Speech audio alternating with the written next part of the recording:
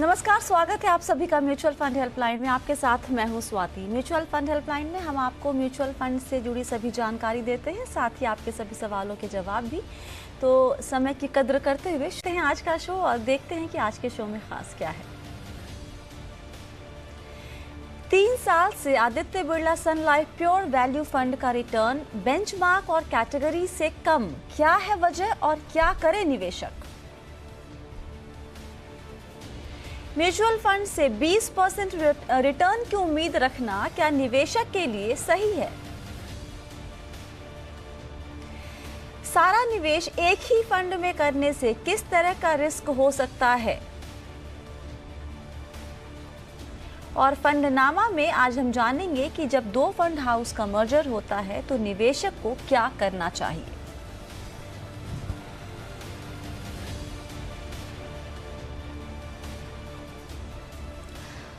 और आज आपके सवालों के जवाब देने के लिए हमारे साथ जुड़ गई हैं फिनफिक्स रिसर्च एंड एनालिटिक्स की फाउंडर प्रबलीन वाजपेयी। प्रबलीन, बहुत बहुत स्वागत है, कैसी हैं आप? Thank you Swati, always a pleasure to be on your show. मैं बिल्कुल ठीक हूँ, आपको आई होप आप भी बिल्कुल ठीक हैं। बहुत बढ़िया। बजट कैसा लगा निवेशक के लिहाज से प्रबलीन? हाँ, मार्केट्स ने तो थम्स अप दिया है जी, और आपने?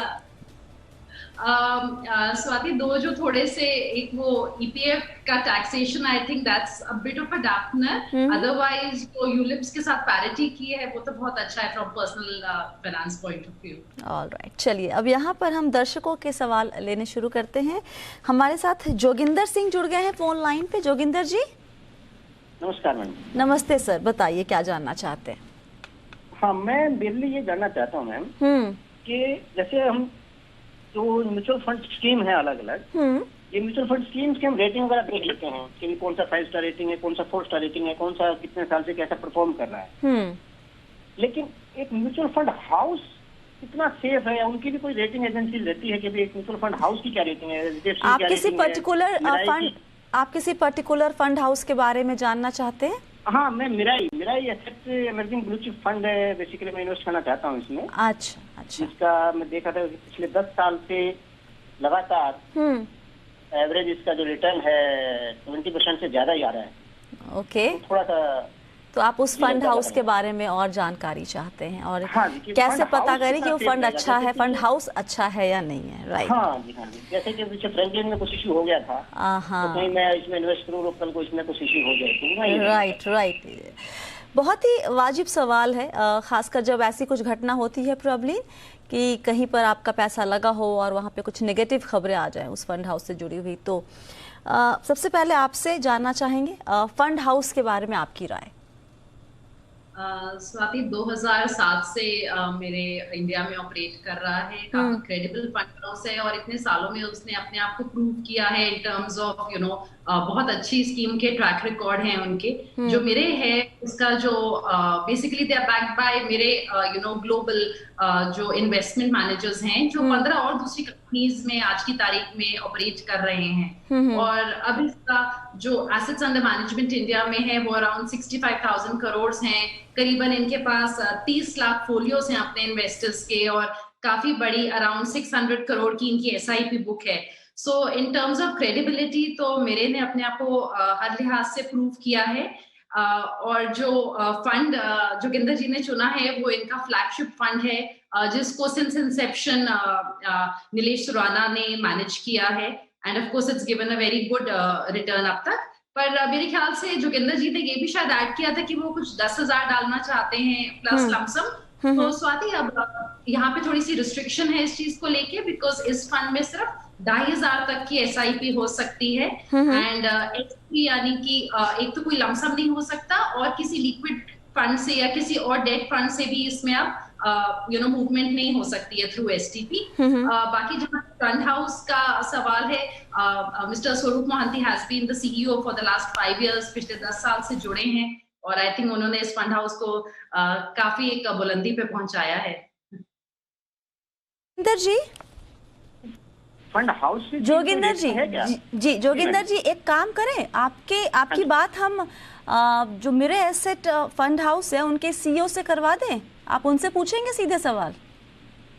नहीं ऐसा तो खैर कोई, मुझे तो आप चले, लेकिन हमने फिर भी उनको अपने साथ यहाँ पे जोड़ा है। स्वागत करते हैं यहाँ पर हम मेरे एसेट एएमसी के सीईओ स्वरूप मोहंती जी का। स्वरूप सर, बहुत बहुत स्वागत है आपका जी बिजनेस पर। सर, आपको आवाज आ रही है मेरी? हाँ जी बिल्कुल। Thank you so much for having me on the show. We are really happy to have you on Zee business sir. तो हमें लगा कि जब फंड हाउस के ऊपर उनके वो अच्छा है नहीं है, उस पर भरोसा कैसे करें, इस पे अगर बात करनी है तो आपसे बेहतर और कौन बताएगा। तो जोगिंदर जी हमारे साथ है और वो आपको सुन भी रहे हैं। जी की क्वेश्चन एकदम वाजिब है जैसे आपने कहा, क्योंकि एक बहुत फंडामेंटल क्वेश्चन रहता है। हम किसी को पैसा देंगे, वो पैसा को वो फंड हाउस मेरे ट्रस्ट के लायक है कि नहीं।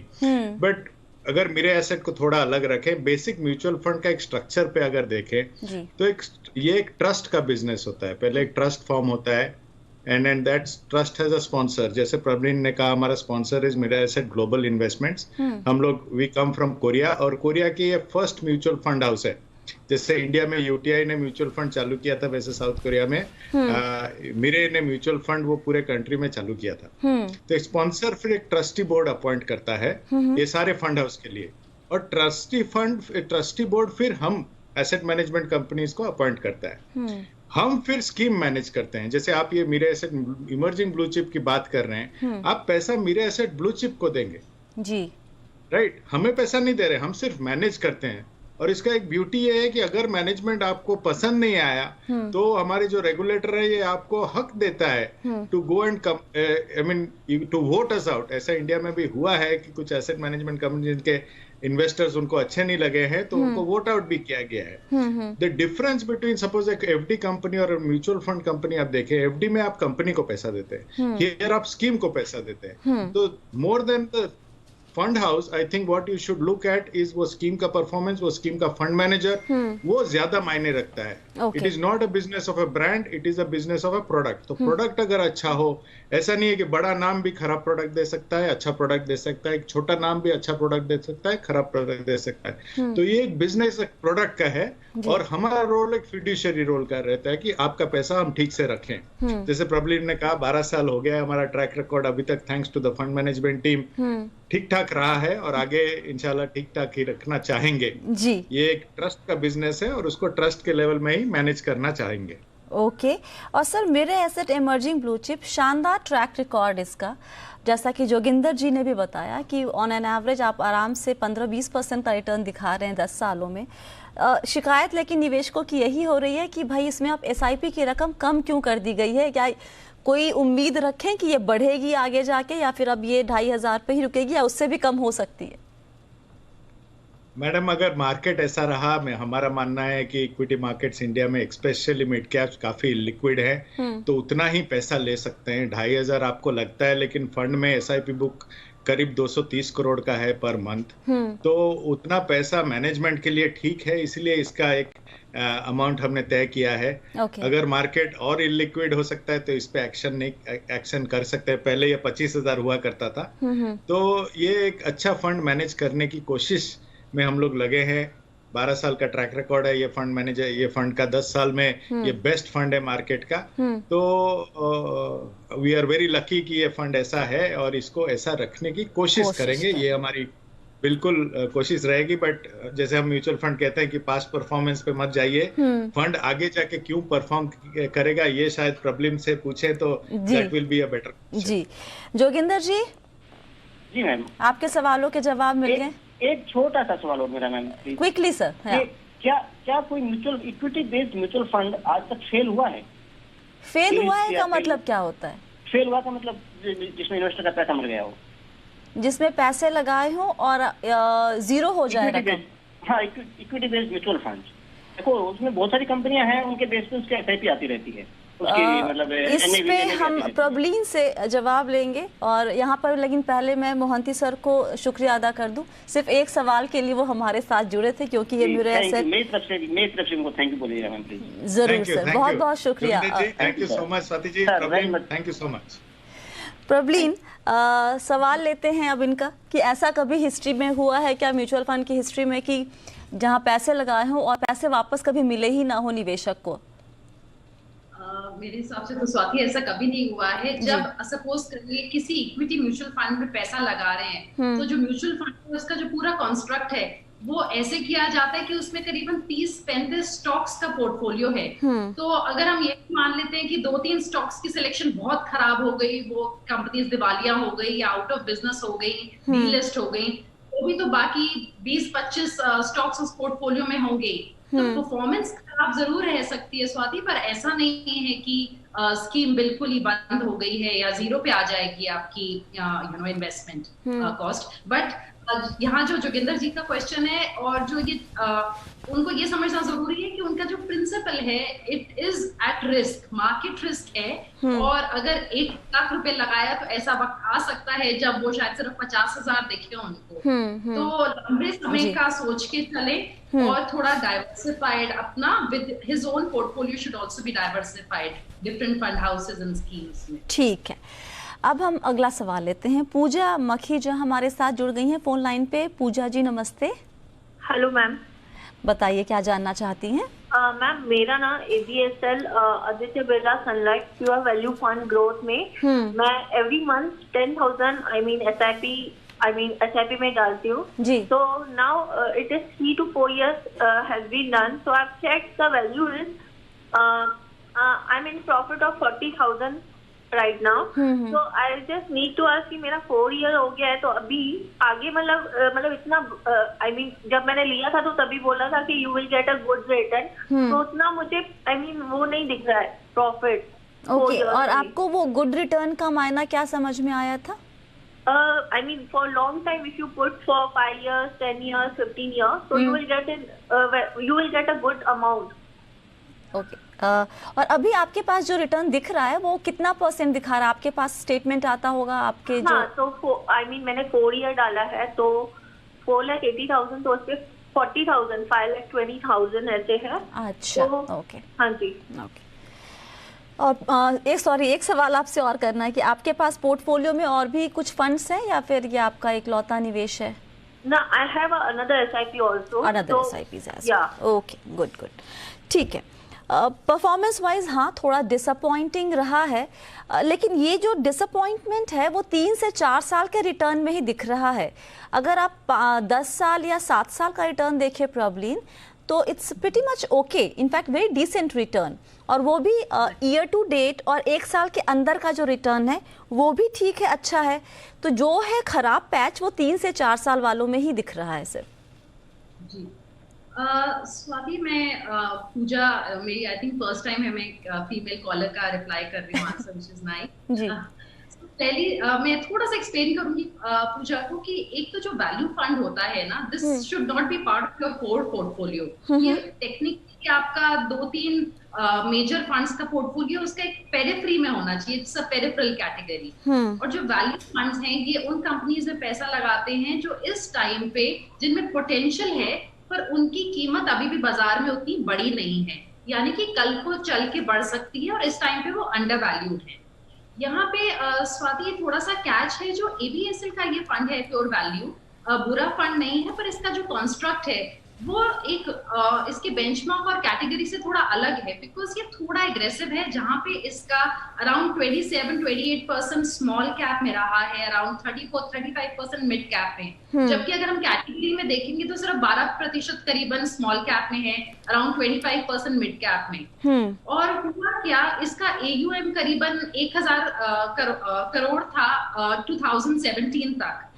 2017 जो हमने एक फेज देखा है स्मॉल कैप्स की काफी मैसिव रैली रही है, और उस साल इस फंड ने करीबन 56% रिटर्न्स दिए हैं। And within year the AUM went up to 4,000, जो आज का अभी AUM है वो एक साल में इसने गैदर किया, बिकॉज कहीं ना कहीं इन्वेस्टर्स रिटर्न्स चेज करना शुरू करते हैं। एंड उसके बाद से हमने देखा है that the rally has not been very broad based. अभी भी हमने 2020 में मार्केट्स को देखा है ज्यादा लार्ज कैप ड्रिवन रैली रही है। तो साथ ही यहाँ पे पूजा जी के 2-3 पॉइंट्स हैं मेरे। पहला तो कि इट्स वेरी गुड कि उन्होंने SIP कर रखी है, बिकॉज अगर ये लमसम होता तो इतना प्रॉफिट भी नहीं दिखता। राइट। क्योंकि प्रॉब्लम उन्होंने SIP की थी तो ड्यूरिंग डिप्स आल्सो, बिकॉज एक साल में इस फंड का परफॉर्मेंस 22-25% के करीब रिटर्न आया है। हल्का सा रिवाइवल, हल्का सा ब्रॉड बेस्ड रैली जैसे शुरू हुई है स्वाति, यहाँ पे रिवाइवल आ सकता है, बट पेशेंस की जरूरत है।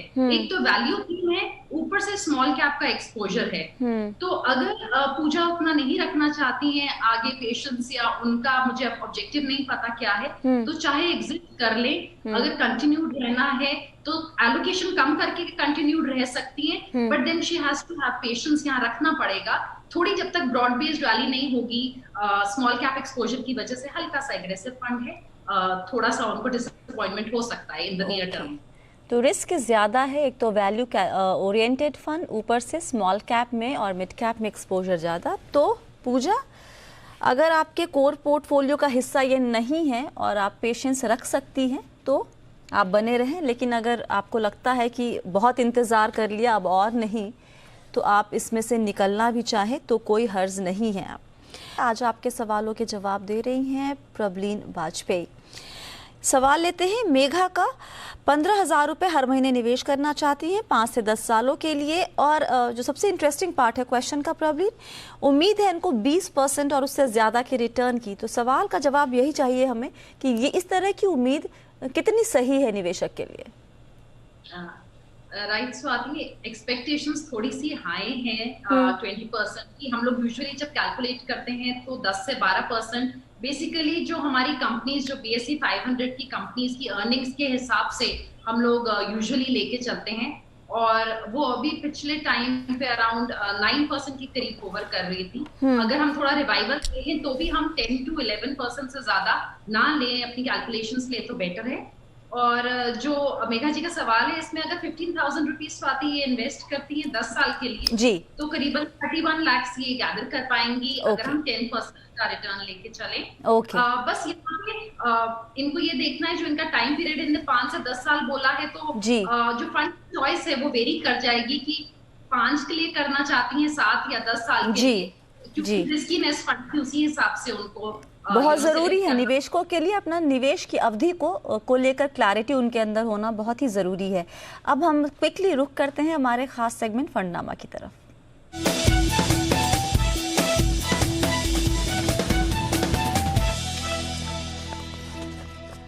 प्रबलीन, म्यूचुअल फंड इंडस्ट्री में भी कंसोलिडेशन होता रहता है। जब दो फंड हाउस या तो मर्ज होते हैं या फिर वहाँ पे एक्विजिशन जैसी चीज़ें होती हैं, तो निवेशकों को किन किन बातों का ख्याल रखना चाहिए होता है? राइट, स्वाति ये कॉमन है, और अभी हमारे पास सबसे जो रीसेंट है जहाँ पे सुंदरम प्रिंसिपल को एक्वायर कर रहा है जी, थोड़ा सा ये इन्वेस्टर्स के लिए डेफिनेटली वॉचफुल होना यहाँ पे बहुत जरूरी हो जाता है। 2-3 चीजें हैं जिनका उनको ख्याल रखना है। एक तो क्योंकि 2 फंड हाउसेज हैं, ऑलरेडी एस्टैब्लिश्ड हैं और वो साथ में आ रहे हैं, और सेबी के अब रेगुलेशंस के हिसाब से कोई भी फंड हाउस एक कैटेगरी में एक से ज्यादा स्कीम नहीं रख सकता जी। और अगर दोनों फंड हाउसेज एक अपनी कैटेगरी की स्कीम सेम लेके आ रहे हैं, तो यानी कि कल को या तो वो मर्ज करेंगे या फिर कोई डिफरेंट उसमें चेंज होगा, स्कीम का मैंडेट चेंज करेंगे। तो ये इंपॉर्टेंट है कि जिस स्कीम में इन्वेस्टर्स इन्वेस्टेड थे उनको जब मेल जाएगी या कम्युनिकेशन होगी फंड हाउसेस से, वो जरूर चेक करें कि क्या वो सेम कैटेगरी में है। अगर कैटेगरी चेंज हो रही है और वो इन्वेस्टेड रहना चाहते हैं, तो भी ऐसा तो नहीं है कि वो डुप्लीकेशन हो रहा है उनके अपने पोर्टफोलियो में उससे। तो ये 2 चीजें इंपॉर्टेंट है स्वाति। इसके अलावा क्या एसेट्स के साथ साथ स्किल सेट, यानी कि क्या फंड मैनेजर्स भी आ रहे हैं नए फंड हाउस में, बिकॉज कोई फंड बहुत अच्छा परफॉर्म कर रहा हो, फंड मैनेजर अपने हिसाब से उसको रन करते हैं, तो फंड मैनेजर क्या वही फंड मैनेजर कंटिन्यू करेंगे या नहीं, ये भी एक इम्पोर्टेंट चीज है। और साथ ही अगर नए फंड मैनेजर भी आ रहे हैं तो उनका भी ट्रैक रिकॉर्ड एक बार चेक कर लीजिए कि वो जो नए वाले हैं उनका ट्रैक रिकॉर्ड कैसा है, उनका काम, पिछला काम कैसा है। वक्त की कमी है प्रॉब्लम, यहीं पर शो ख़त्म करना होगा। बहुत बहुत शुक्रिया आज सभी सवालों के जवाब देने के लिए, और आपके सवालों का हमें इंतज़ार रहता है। सवाल जहां भेजना है वो सब डिटेल्स आपकी स्क्रीन पर। सवाल जब भी भेजते हैं तो नाम और नंबर ज़रूर लिखें ताकि आपसे हम बात भी कर सकें। फिलहाल के लिए शो में इतना ही। बने रहिए जी बिज़नेस के साथ। नमस्कार।